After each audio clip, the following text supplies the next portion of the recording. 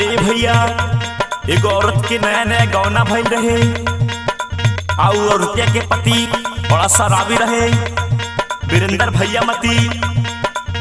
और रात सेज पर ऐसा घटना घटल कि औरतिया सबेर होते ही अपना भौजाई से अपना दिल की बात बतावता दी का कहता दी। आई गीत के माध्यम से सुनी जा। रात करे सना ना गाड़े ओ राधा नामा,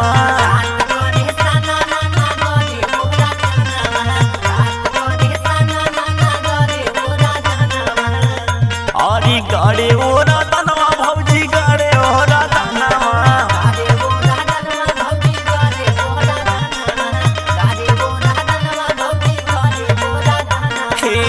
दाबी दाबी तकिया भौजी हो जाला अभियाना, दाबी दाबी तकिया भौजी हो जाला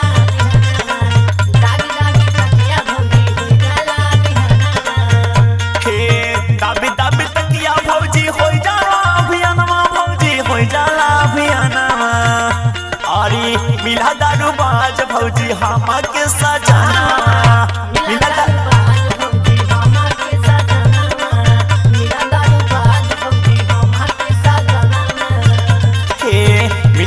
भौजी हमके मोर सजनवा, भौजी हमके मोर सजनवा। नैहर के बेच पी गईले कुल गहनवा, नैहर के बेच पी गईले कुल गहनवा, नैहर के बेच पी गईले कुल गहनवा। नैहर के बेच पी गईले कुल गहनवा, भौजी गईले कुल गहनवा।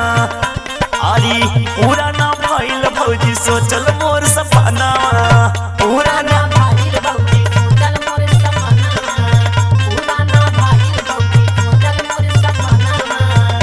अरे पूरा ना भइल भौजी सोचल मोर सपनावा, भौजी सोचल मोर सपनावा।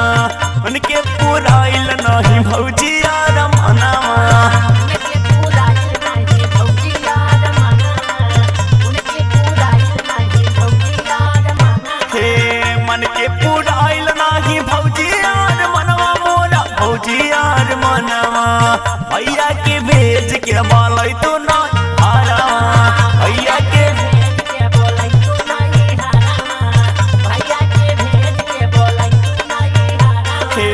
भैया के भेज के बालै तू नहीं हरवा, ओ बालै तू नहीं हरवा।